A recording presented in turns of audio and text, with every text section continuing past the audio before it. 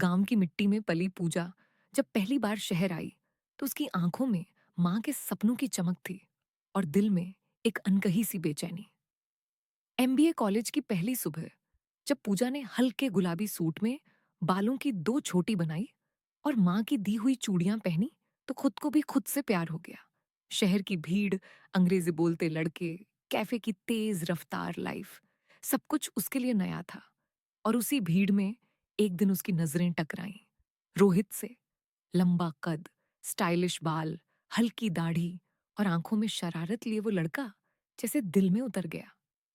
पहली बार जब उसकी मुस्कान पूजा की तरफ मुड़ी तो पूजा के कानों तक धड़कनों की गूंज पहुंच गई। कॉलेज के हर कोने में अब दोनों की केमिस्ट्री चलने लगी। कभी लाइब्रेरी में किताबों के बहाने तो कभी कैफे में कॉफी के बहाने। पूजा हर दिन उसके लिए कुछ नया पहनती और रोहित हर दिन उसे नए नामों से बुलाता। मेरी शाई सी हीरोइन, मेरी इंटेलिजेंट क्वीन, मेरी परफेक्ट गर्ल। एक दिन बारिश की बूंदें तेज हो गईं और दोनों कॉलेज की छत पर अकेले थे। पूजा की भीगी जुल्फें जब उसकी गालों को छूती थीं, रोहित की आंखें बस वहीं थम जातीं। उसने धीरे से पूजा के गाल से बारिश की बूंद हटाई और कहा, तू इस बारिश से ज्यादा प्यारी लगती है। पूजा की सांस रुक गई। वो कुछ बोल नहीं सकी, बस नजरों से कह दिया, मैं तुम्हारी हूं। अब उनके बीच हर मुलाकात, हर स्पर्श और हर नजर एक नई चाहत को जन्म देती थी। फिर एक दिन रोहित ने पूजा को अपने कमरे पर बुलाया। बस मिलकर थोड़ी देर बैठेंगे, तेरे बिना अच्छा नहीं लगता। कमरे की खामोशी में सिर्फ बारिश की बूंदें खिड़की पर बज रही थीं। मोमबत्ती की लौ कभी तेज होती, कभी धीमी, जैसे उस पल की सांसें भी थम थम कर चल रही हों। पूजा हल्के से कांप रही थी, न जाने बारिश की ठंड से या अपने दिल की धड़कनों से। रोहित ने उसके पास आकर धीरे से उसकी हथेली को थामा और उसके हाथ को अपनी छाती पर रखा। सुन रही हो? रोहित ने फुसफुसाकर कहा, ये जो धड़कन है, ये सिर्फ तुम्हारे लिए चलती है।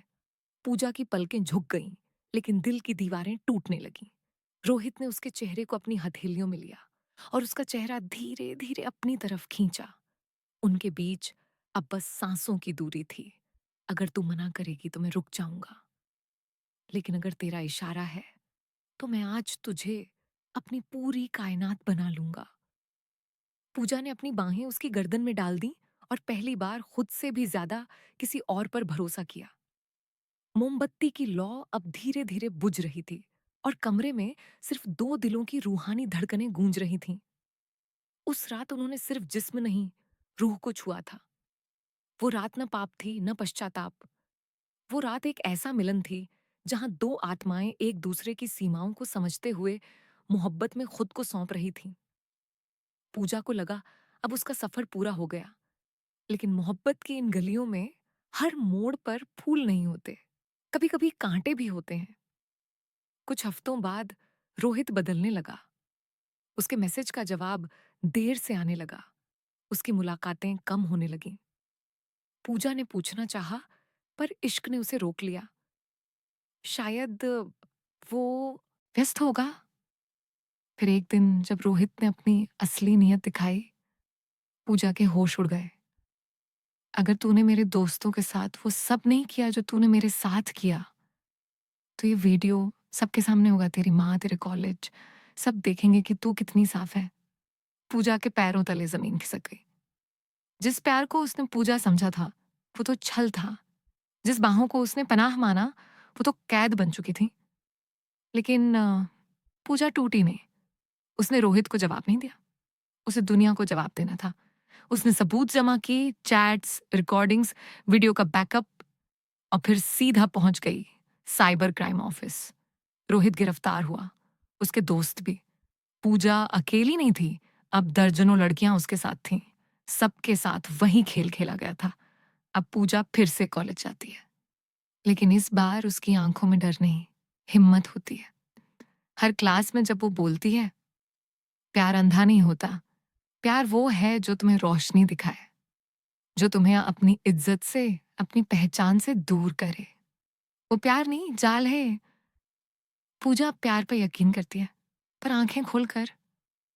उसने अपनी मोहब्बत को खोकर खुद को पाया। अब वो किसी की महज गर्लफ्रेंड नहीं, एक फायर ब्रांड लेक्चरर है जो कॉलेज की लड़कियों को खुद की कद्र करना सिखा रही है। वो अब भी लाल सूट पहनती है, बालों में गजरा लगाती है, लेकिन उसकी मुस्कान में अब सिर्फ मोहब्बत नहीं, साहस की आग होती है।